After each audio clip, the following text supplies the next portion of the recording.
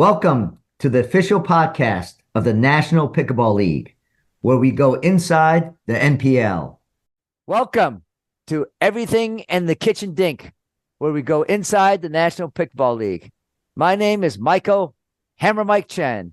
I'm here with our co-host, David, the Professor George, and Jen, Bone Crusher Gallwas. We're missing our other co-host, Rick Witsken today, but we have a special guest coming up shortly, Stefan Andren from the Seattle United Pickleball Club, and so we're going to be excited to have him on. But we just wanted to kind of recap our weekend in Kansas City. We just came back. Really enjoyable place at the PickleCon. Lots of great battles. Over thousands of fans that watched us. And David, it was our hometown Kansas City Stingers, right? We had a great week there. Did some pro-am. Went to see a winery.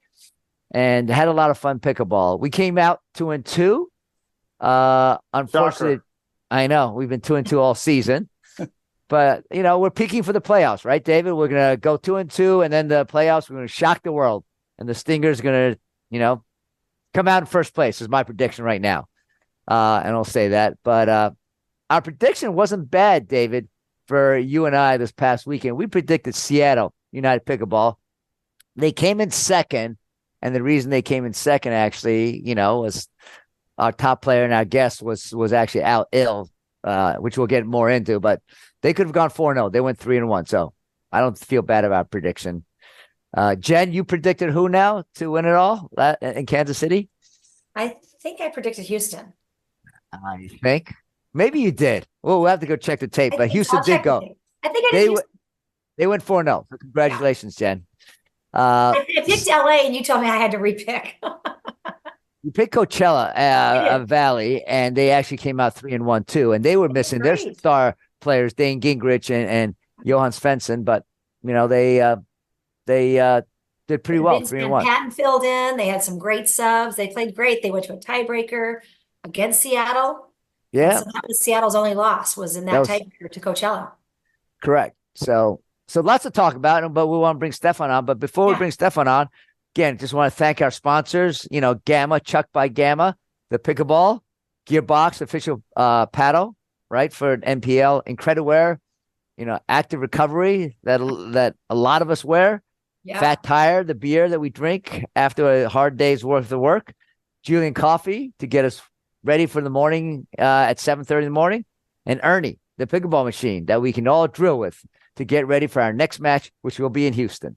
Yeah, Julian had a new Ethiopian blend this weekend. It was great. Tony from Incrediwear was there. So not only are sponsors supporting us financially, but they're really invested in our product. It's good to see a lot of representatives. Yeah, Jen from Gamma was there too. Jen from Gamma. That's right. Good.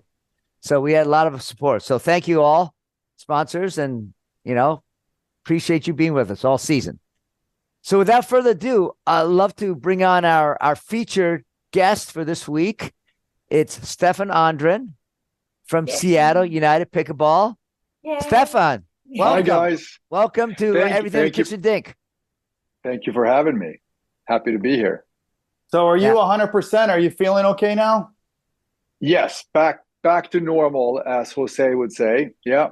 Okay, we won't mention the restaurant, but I have a personal vendetta against them because you were this close to going 4-0, and Michael and I, my best buddy in the whole world, picked you guys to win, and then one of my least favorite teams who absolutely hates me and boos me and even hits me. Amy, I think, even slapped me when I went by.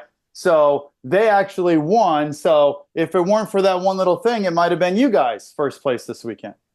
Yeah, it was. I felt obviously terrible that I couldn't, do anything to help my team out on Saturday. But I was just a shell of myself, and yeah, we lost a really, really close match to Coachella, in a tiebreaker, and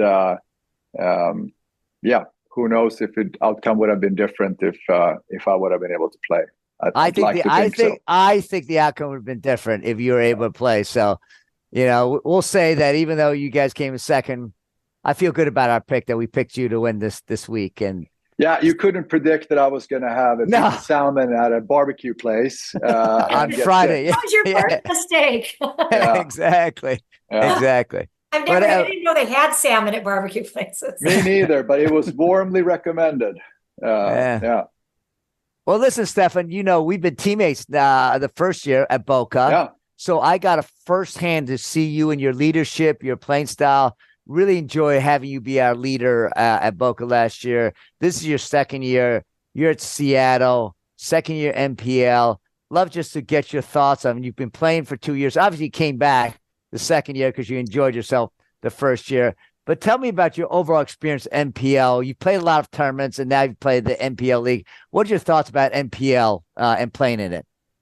Yeah, I mean, I truly enjoy playing NPL, and for lots of reasons. And I'll go through a couple of the top ones. One of them is that it's so different than a tournament. Everything about it. I mean, a tournament it's very individual. It's about you and your partner, and you tune everything else out. And your wins only matter to you and your partner. And the day has a very different cadence, right? You have match after match after match. Matches tend to get tougher as the day goes along. And the day is long, but the day is long at NPL as well. But it just feels very different. That NPL, you're part of a team, so your win matters to not just you and your partner, but to the entire team. And how your teammates do matter to you. When you play a tournament, you don't want anybody else to do well, so to speak. It's all about you, right? Right. Very true. And to be able to be on the sideline and cheer on your teammates and just kind of live through them as they're winning and doing well and the excitement. That's really, I really enjoy it, and it's just very, very different. To follow up on Michael's question, how do you view your role as kind of the top player on Seattle? Are you involved in other matches? Are you watching? Do you go out during timeouts? Do you talk to them before or after the matches? How do you view your role off the court as a member of Seattle? Yeah, I mean, I definitely to try to do what I can to help my teammates, and for those, and we all kind of help each other, which is one of the special things about the team, right? So whoever I'm playing with, I take a timeout. There's usually somebody on my team that kind of comes out and gives some suggestions. So we all do that to each other, and certainly I feel like it's part of my responsibility, not mine alone. And I enjoy doing it. We all get along really, really well, and there's just a high mutual level of respect throughout the team. So we're all, I can see if I give a suggestion that it gets adopted, and vice versa, right? If somebody tells me like, "Hey, try this," I want to do it, right? Because it's we have a very special team in Seattle this year. I'm super excited to be on it. I can tell. Stefan, you've only been playing pickleball for a little bit. I didn't know you until I saw you the U.S. Open playing Rick. I think it was a year and a half ago, or and maybe 2 years ago. Tell us about yourself. A lot of people don't know you're like a rising star in the game, right? You're tall, you're lanky, you're athletic, but not a lot of people know you were born in Sweden. Why don't you tell us a little bit about yourself, where you grew up, and how you got into racket sports? Yeah, so I grew up in Stockholm, Sweden, and ended up played sports. My parents put me in, all kinds of sports. I mean, I did track and field, ice hockey. I was a soccer goalie. I did judo, taekwondo, cross country running, track and field. I mean, a long list. And tennis was one of those sports, and it kind of stuck. So I kind of gravitated towards that as I kind of became a teenager and, specialized and just started playing tennis. Figured out, because there were some older kids at the club that I was playing at that, were going to the US to play Division I tennis on a scholarship. And so through them, I kind of got that idea, right? They were doing it and I wanted to be like them. So that's what I wanted to do as well. So I was able to get a scholarship to play Division I tennis. And yeah, came over then after high school and did that. So and then, played 4 years of tennis and I was pretty done with tennis. Where'd you play? Freshman year, I played at UT El Paso, which wasn't exactly what I had, envisioned my college experience would be or my tennis experience would be. And I was able to kind of get a release and rekindle a discussion that I had with another school and get a transfer and finish out undergrad and tennis in Chicago at the University of Illinois. Great. Oh, okay. That's fantastic. And then what'd you do after college, after you finished playing D1?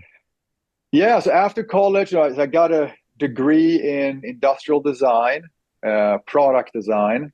And, one thing led to another. I started working. I took some graduate level classes or master level classes, but basically started working. One thing led to another. I ended up at one American company that brought me to Europe, and I came back. So I've been all over, but I have a career basically as a product designer. I worked for Nike, with or for Nike, Samsung, Philips, Apple, Microsoft, lots of large companies. Moved over to Italy for a few years to work for a company there. Moved back to the States, to Portland, to join Nike. So they recruited me from Italy, where I was living before. That's great. Yeah. So then life, and I stopped tennis cold turkey. Wow. I think I have played tennis 5 times since my last match in college. I was burnt out. Yeah. Wow. So how'd you pick up pickleball then? Yeah. So, I mean, I was always kind of exercising and, but it was more gym and yoga and running. And so I didn't beat my body up too bad, doing racket sports.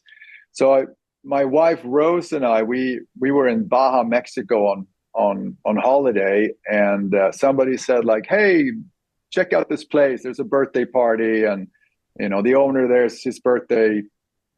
You're welcome." So we showed up, and that was Tres Palapas in Los Barriles in Baja, Mexico, and it was Paul and Sally, the owners of that place. It was his birthday. So I walked in and saw these miniature tennis courts and got really curious. Wow. So that's how you got started in Mexico. And now you're a star in the NPL. Wait, Stefan, what year was that? How long have you been playing? This for me, it was a very slow burn. So we discovered this, and, everybody there was, quite a bit older than me, or most of them. So I thought for a long time that this is what truly old people do. So we played. We were there every day, and we got beat by these 75-year-olds, because we didn't know what we were doing. And then we got back to Portland, and eventually I Googled, and I found some group of people that could be my parents that played on the gym floor with what I now know is a jugs ball. And I would drive out to the suburbs to this basketball gym and play with these old guys like twice a month and think it was fun. But that's what it was for a couple of years. I just didn't know that this is pre-PPA, this is pre-APP, right? This is a few years before COVID. And then eventually and slowly I started to get introduced to better players. I started to understand the sport a little bit, and I then realized that people younger than me are actually playing this, And then so I kind of upgraded the group. So I started playing with my parents to started playing with what could be my children, and that's when it started to become really fun. And so I've been playing tournaments for almost 4 years. And I've been practicing, as in drilling, for about that long. Yeah. Yeah. No, that's great. Yeah. Well, tell us a little about how you got so good. Like not only are you so good as a technician with your dinking and your drops and your strategy, but you're also a great partner. I saw you in Boca last year. You made your partners better. Not only you made your partners better, but you also made other people like me better listening to your coaching. Like, what is it you do that's so special that makes your partner play better? Do you tell them exactly who hit that ball to? Like hit it here, drop here, dink it here. Is that what you kind of do for them? No, well, let me break that down. So I think when it comes to helping people off court, I have to give all the credit to my coach, Travis Rude, right? So me and the other, the young pros here in town, we're all coached by Travis, who is freaking genius. So I basically just repeat what he tells me, right? So the kind of pickleball I play is kind of his pickleball, right? And I find it to be beautiful and brilliant. So and he's very good at like giving me sound bites and talking in synonyms and giving me ways that I can understand something by saying the same thing but using different words. And that I think has helped me to kind of relay information to other people. Maybe that's what you saw in Boca last year, and that's what I try to do off court. Then with my partners, yes, of course, I try. I believe 100% in being a supportive partner. I believe 100% that you have the ability to affect how your partner plays, and your partner has the ability to affect how you play. And yeah, I try to be a really supportive partner.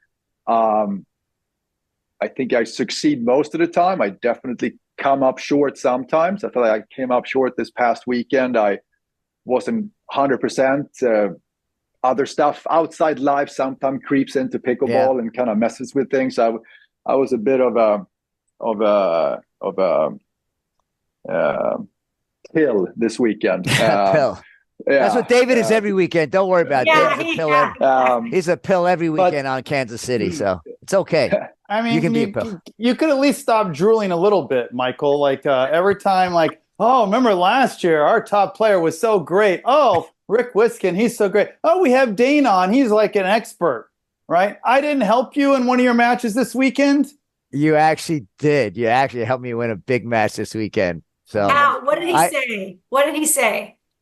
He actually says, "Be in a mixed match," and we should talk about Stefan because Stefan does that. He says, "Be big, be large, like be like all over the court." Be like Stefan. That's what I said. 6'4" with good posture. That's what he was saying. Be like, okay, be big like Stefan. Yeah, you talked about your awesome coach, Travis. Yeah, and just to kind of to answer the last part of your question, Michael. I try not to tell my partner exactly where to hit the ball. More kind of the type of shot to hit. I'd like to think that I do that because that's kind of how I'm wired. But I also know very well as a manager and so on outside of pickleball that you need to tailor your message to your audience. So what one person kind of needs and wants might be very different than the other person in the same scenario, right? And that takes time to figure out.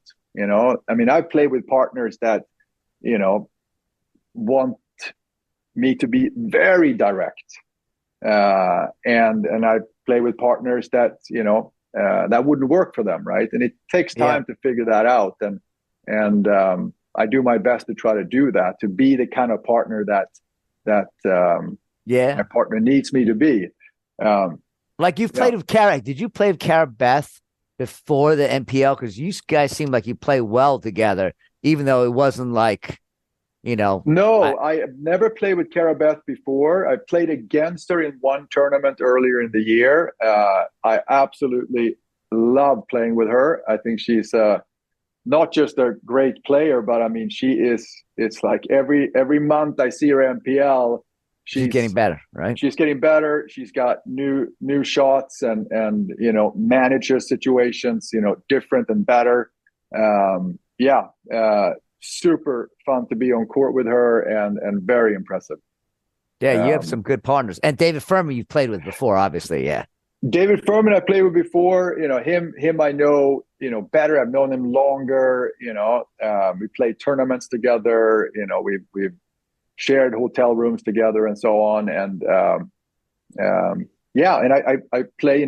Part of Pod One is of course Anna Shirley.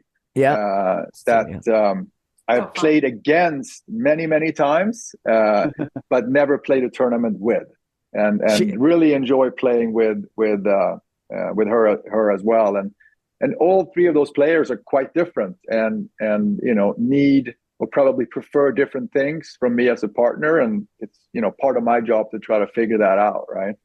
No, that's great. And Anna Shirley's a ball of fun, isn't she? To play with? So much fun. Yeah, she's a hoot. Yeah, she's awesome. And just the energy off the court and all that she brings to the team. She is the life of the party. You just kind of hitch a ride to her and you're gonna have a good time. Yeah, she's a star of the '70s party, that's for sure. Oh yeah. She even recreated lyrics and did a whole She was writing those lyrics that day, and they just kept getting better and better. It was awesome. I just love having someone that just has joy in everything. She's always in a good mood playing. She's enjoying. She's just taking it all in. So, and you guys are the only team with a mascot. Yeah. What do you think about James Main? He's your general manager, your mascot, your cheerleader, and you got Stefan Keller, who just is a great owner in the background. Like, what are your thoughts of your ownership management team? I mean, like I said, there's so many reasons why MPL is an amazing experience for me, and both of those guys are part of that, right? Stefan, as the owner, is just fantastic. I mean, he's so generous with his time and money, and he's always positive. You come off the court, after a tough loss, and it's always positive, and James is, he's fantastic. I mean, as a team manager, boundless energy. Just to see him get into the slick, orca suit, right? There's 20 degrees in there. Yeah, he put it on for the tiebreaker. He got all suited up. Yeah, it's so many things for me to be thankful for, and all the work that both of them do, but of course, especially James day to day, making sure that we're supported. I mean, it's organized. We have spreadsheets and share documents, and information is shared, and we all know what each other are doing. And James helps us coordinate, logistics and all of it, right? I mean, it's I feel super pampered. Okay, I have a two-part question because I told a couple people you were going to be our guest today. So our 68 viewers are two things. It's up to 75 now, at least. 75. With Stefan, we might break triple digits. I know. I think Stefan will be at least 200. Okay, come on, 300. You were mentioning your awesome coach, so I want you to two-part question. What's the thing that stuck with you the most, that's helped you, that you then relay onto your teammates, what you say? And number two, people want to know how you get those abs. Those are not AARP abs. Let's start the second question. Let's start the second question first. Answer the second question first. Wait, our viewers need to know that we have an Olympic-themed party. Okay, everyone's very fit in the league, all that. But Stefan dressed as an Olympic swimmer, and he looked like an Olympic swimmer. That's not AARP abs. Just like an Olympic swimmer. We want to know, what's the secret? I wish there was something, like a magic bullet. I mean, of course, I work out, on court, I off court. I believe in cross training, eat healthy, but salmon. It comes down to just, metabolism. I have a ridiculous metabolism. When I was in college, and I know this because I was part of a medical to make a little bit of money, I was part of a medical research project in college, and you had to record everything you ate so that they could supplement that with these Ensure drinks. It was an antioxidant study. Anyway, so I know for a fact that I was averaging 7,100 calories a day in college, and I eat a little bit less today. Nobody's gonna like you anymore. I still eat a lot. 7,000 calories. Wow, and he's so. But I move a lot, right? I live the opposite of a sedentary lifestyle, right? Yeah. Wow. And I think I largely thanks to my wife, we eat very healthy, and that helps your pickleball game, right? Right. She's beautiful. The abs specifically, I don't think so. But that helps your pickleball game, right? Being fit, so fit, right? Because that really helps not only endurance, but your quick movements on the court, which I see you're all over the place on the court, right? Yeah, no, I mean, the flip side of the coin of being, lean is I have a very hard time putting on muscle, right? I mean, I would love to weigh a little bit more, but when you can't have it all, right? But yes, being light obviously puts less stress on your joints. Yeah. And when you're a tall guy like me, there are a lot of stress on your joints. Yeah. And I think being light, being flexible, I think is tremendously helpful to avoid injury. Well, in all seriousness, I'm a physical therapist and I talk about this all the time. And what I'm seeing in the taller players like yourself is because of the mechanics of the sport with your feet planted at the kitchen line, you're reaching forward to put, try to hit that ball out of the air. That does put a lot of stress on your low back. So absolutely, our joints can only support so much. You're already a long person. So being lean and strong, you're just reducing stress at your lumbar spine, your hips, your knees. So yeah, it does. Yeah. Injury prevention, especially as we get older, is critical to keep us playing. Totally. That's great. I mean, that's why I don't play singles, right? That's right. Me either. David's been chomping the bit. I can tell. He's got questions to ask you, David. He's just on. David, go ahead. You've been chomping. I can tell. Well, I have a couple questions. You've alluded to this already, but I think from your kind of corporate background, you've worked for some large companies and being an elite athlete in tennis and in pickleball. How do you feel about the concept of goals? Do you set goals? Do you visualize success? Do you expect to win? Do you rid yourself of expectations and try to live in the moment? I think everyone's different. So I ask this both in and out of pickleball, these type of questions.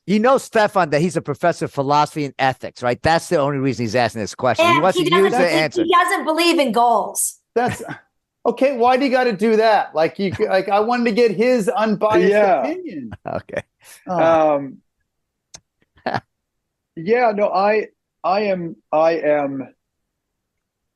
I think it's important to have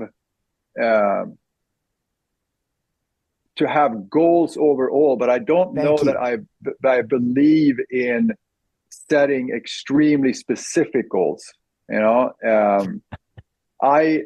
I think is more important is to set yourself up for success, for setting yourself up to be able to reach those broader goals, right? Because I feel like if you set a very specific goal and you don't reach it, what would that do, right? Yeah. For me, I mean, yes, I want to win every tournament, right?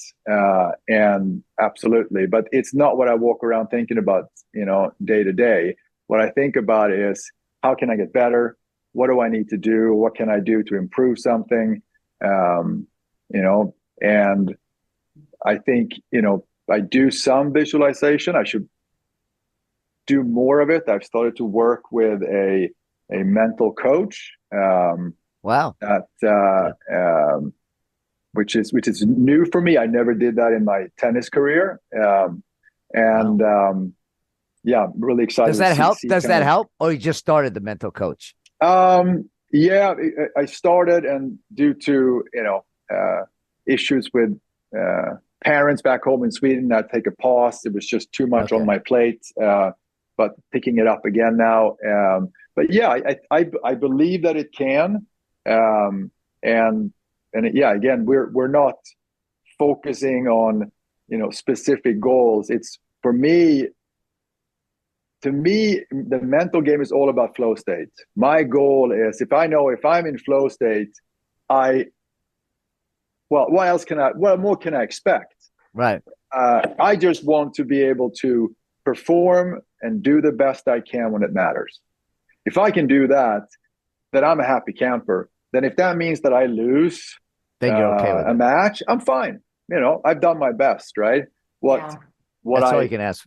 What I struggle with, or what I will never accept or be happy with, is if I'm not performing my best or near my peak when it matters. Right. Yeah. No, that's great. So that's primarily what the focus is on, and how do you get there? I mean, as you know, David, it's a flighty thing, right? You can't start focusing on being in flow state, because then it's gone, right? Right. I mean, what you're saying is right out of Aristotle. I mean, the time stops for you. You're just kind of so in the moment. I mean, this is old stuff and it's new stuff. Yeah. Right. There's this even Greek word that sometimes is translated as happiness, but it really means more like contentment, flow in the moment, not the fleeting concept of happiness. Not like I feel happy today and tomorrow I'm sad. It's just a more overall feeling, being in that state. And we call that, Jen, eudaimonia. See, like they make fun of me, but like that makes a lot of sense to me. Like everything you said. Eudaimonia. I got to remember that word. Eudaimon. Eudaimonia. Oh my gosh, really? There's your Eudaimonia. vocabulary word there's your SAT vocabulary word for the day. I want to ask you about one other thing that's a little bit less serious. But so at our Cincinnati event, we find out that you ride motorcycles. You used to ride motorcycles, something like that. You're in a Harley gang. I think you got into a fight with the rivals Hells Angels or something like that. Do you still ride motorcycles? Does Rose ride? And how does she feel about you riding? Yeah, no, I do not ride motorcycles. And it's funny, when you're younger, the pros and cons column are so different. Like when I was like 18, it's like they were only pros, and there were no cons. And now, you look at it a little different, right? So no, I don't ride anymore. It's just, but yes, I grew up, I was obsessed with Harley Davidson motorcycles. And I had really good grades in high school, and my father bought me like a basket case in 1960s. It was basically a Harley in pieces. And, this is pre-internet and so the only way you can learn is to kind of find a group of people that, have the skills, right? So long story convoluted way, I ended up, with this group of guys that were all riding Harleys, and they were much older than me. Some of them were twice my age or even older.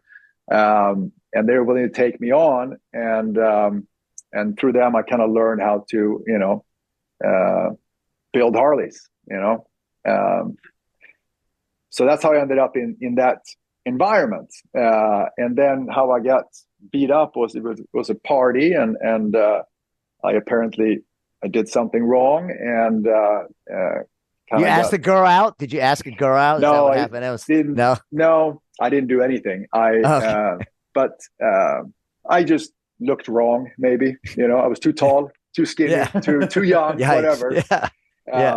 But so I got kind of beat up and kicked down, but luckily somebody kind of intervened and said, "Hey, this is not the guy you need to mess with. He's he's not a threat." Yeah. Well, so we're glad that you made ride anymore because of like family stuff. Does like Rose want you to ride? I mean, I asked this specifically. So here's my real question. This is purely selfish. Cut this out if you want. So I rode motorcycles about the same age as you, and then when I got married, my wife, who obviously loves me so much, said she didn't want me to ride. Of course. And then my kids, they don't want me to ride motorcycles, right? And so just this past summer, I said, well, I might want to pick up riding motorcycles again. And then they said, sure, go ahead. And so I don't know if I should be happy or insulted. I think you should be happy that they want you to live your best life. No, the reason I don't ride anymore has nothing to do with Rose. I mean, Rose is actually an amazing dirt bike rider, you know, Whoa, and what? I've gone, yeah, like badass, like hill Wow. climb. So cool. She's so Yeah. cool. Yeah, she is a badass all around.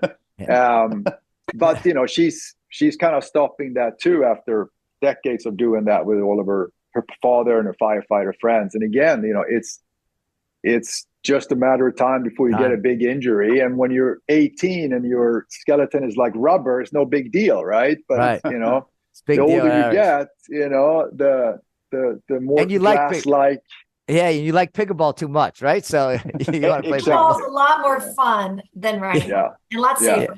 Yeah. Well, let me get back to you. One last question on NPL, right? Yeah. You guys, Seattle's 10-6, right? You're in 5th place. Houston Hammers is 14-2. You got Boca Raton in second at 12-4. You got Coachella 11-5. You got Denver 11-5. You know, and then you guys are right there at 10-6. Do you think that's where you're going to kind of be at the end of the season? I mean, we got one more regular season event in Houston in September, and then the playoffs come. If you're in the 5th seed, you don't get a bye. You probably play the 4th place team. Do you think you will end up in the championship in 5th place overall? Do you think you're going to surprise people and come in the top 2 or 3, let's say? Well, I don't think it would be a surprise to anybody if we end up in the top 4 and get seeded. Take that, Michael. I mean, we have. I mean, our team is so good. We are unfortunately, you know, missing Martin, who was our 3rd overall male pick. You know, but even without Martin, I mean, we have such a deep team, and you know, we have, you know, as a team talked about, you know, using, you know, the regular season to. So we have so many options, right? Yes, pod 1 is kind of baked, you know, in terms of who the 4 players are. But in pod 2 and pod 3 is how you win championships, right? Not pod 1. And we have so many options. We have so many good players, right? I mean, on the male side, we have, you know, Greg Bennett, you know, Troy Osborne. We have the Erics, you know, Lee and Wall. We have Yi Shin, right? And then on the women's, you know, we have 6 great players, right? Obviously, we have Teresa, we have Tarn, we have Lila Rawlings, you know, and we have Patty Bennett, one of our dark horses, you know, Adriana, we have Reagan Ferguson, and so many options. We've used the season to kind of really allow different partnerships to be tested out. And we have also made sure that we keep as many players as we can eligible to play in the championship. You know, by rotating players out, right? Smart strategy. So we're just now beginning to hit our stride, and I think you saw that this past weekend. If I didn't muck it up by eating fish, you know, so I think we're gonna continue to do better. You think you can beat the Houston Hammers? Like David thinks they're overrated, but they're 14-2, and every time David says they're overrated, they win, and they win 4-0 again this week. I don't know what else to say anymore. Maybe they're rated properly. They have the best record, the best differential. They beat us, and they've beaten everybody. So, do you think that you can overtake Houston? They look like the invincible team, in my view. Like, do you think you can beat them? Yeah, I absolutely think we can beat them. Absolutely. Yeah. Wow. You hear that? Anybody can beat anybody. Boost Stefan now instead of me. I mean, don't get me wrong. They are a great team. And I have, you know, close friends on that team, and I'm happy for their success. But I'm also happy to do everything we can to beat them. And yes, I'm looking forward to playing them. Wow. And Michael always puts so much emphasis on top 3 and 4. And I'll just remind you, Boca, of last year. You were in last place, right? You guys hardly won. 6, yeah. You finished in 3rd. This weekend, Austin, we've only had 3 wins, but we're such a solid team. I mean, my goodness, look at how stacked we are.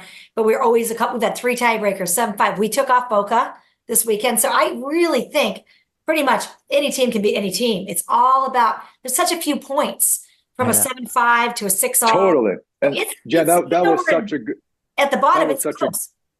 That was such a good win for you guys. That was great. I mean, it's if you look more closely at the matches. I mean, you are talking about a point here and a point there, which just changed the entire outcome of the team battle. There isn't more than that, right? And then true. when you then have, any player, pod 1, 2, or 3 out, your team is going to get weaker, and that will for sure mean a few points, here and there, and that's all it takes. Yeah. Well, it's going to be exciting last 2 events. Oh yeah, Stefan. I think Seattle's going to be right in the hunt. Yeah, we're excited to have you on. And Stefan, any last things? We enjoyed talking to you and learning a lot more about you. Our listeners, I think, will enjoy learning about your career and what made you so successful now as an NPL player. But any parting thoughts? Stefan? Thank you. Yeah, I just want to give a huge shout out to Travis Rude, my coach, who is, synonymous with any success that I have on the pickleball courts. Backed up by the rest of the pro crew here in town. So Eric Lang, Spencer Lanier, Clayton Powell, Jason Bach, Eric Rossner, Will Gardner, Aiden Shank, Max Manthau, and there's a group of amazing players Purple here. Jesus. That I get the privilege, and many more that I get the privilege to, practice with, Wes Gabrielson, of course, right? Day in and day out. And then a last shot, I just want to say thank you to my sponsor, Carbon, who are, Garrett is incredibly supportive, and I've been with them pretty much since day one, and they're amazing. I'm very, very thankful to be part of their team. That's great. Well, thank you so much, Stefan. I think we'll see you in Houston, right? In September. Yes, for sure you will. And I'm not going to eat any fish leading up to it. That's right. You're going to eat 7,000 calories, but no fish. No fish. No fish. That's right. That's right. No fish is the line. So well, we enjoyed having you. Thank you so much, Stefan. And have a good rest of the month. And we'll see you shortly in NPL. Thank you, guys. Thanks for having me. See you soon. Thank you so much. Bye. Wow, he's a great guy, isn't he? I played with him last year. Super guy, talented. I am worried about Seattle, David. What is this? Go ahead. You say something then. No, I was just like, it sounds like you do. Okay, I'll give you how great your team was last year. Okay, I'll give you a little bromance. Okay, well, let me finish. He's so jealous. You have all these man impressions. He's always jealous. I'll give him some credit this week because he did help me. I had my best week so far. I went 5-1 this weekend. And I got to give credit to David George, especially in a couple matches where he told me, look, you got to be large in this mixed game because, the other guy, great guy, Mark Redding, we're playing him. He's tall and big. He says he's going to be large. You got to be large too. And, you got to be more aggressive than him and put pressure. And that's what I did. And that was the first time I was really, really aggressive, and it was an effective strategy. So I got to give him credit for that. He was coaching me another game where he told me to slow it down a little bit more, slow it down. The game's not. Yeah, he did. He told me to slow it down. He told you to slow it down? Yeah, against 2. And we're playing against Soccer. and then we're playing against Houston Hammers. We're playing against 2 D1 tennis players, and their hands are sick. I got to give them credit. Dan Traxler and Craig Bobo, their hands are sick. And me and my partner, Reed, like we're good, but our hands aren't sick as them. They're sick. And we just got to get into the slow game and make them dink. And we pulled off a great 3-set win. So I got to give David George credit for 2 wins. He didn't tell you to hit it harder? No, he didn't tell me to hit it hard. He tells you to hit it hard. He told me to the win against Houston was awesome, Michael. I know I tease you, but that was a really good win. Yeah. They're really tough. Awesome. Yeah, so I got to give him credit. You do moonball serve or hammer serve? I did the moonball serve. I got a lot of points. I never missed one moonball serve, and I think I got 12 to 14 free points over the weekend. People just hitting the ball into the net or out on the moonball. Man, those high ceilings were made for you, Michael. Yeah, it was like 60 that was the biggest moonballs ever. Yeah, 60 feet ceilings. I loved it. So anything else before we wrap it up, Jen? And we have to make predictions. Oh, we'll do that next week with Rick. We'll do that. We got lots of time. Yeah, we got lots of time. But this is a great podcast with Stefan. And so you're a great guest. Yeah. Just we'll look forward to our next week podcast. We'll have another special guest. But until then, on behalf of David, the Professor George, and Jen Bone Crusher Gallwas, this is Michael Hammer Mike Chen saying thank you for listening to Everything and the Kitchen Dink, where we go inside the NPL. Thank you for tuning in to the official podcast of the National Pickleball League. Please stay tuned as we will be back soon with our next episode as we go inside the NPL.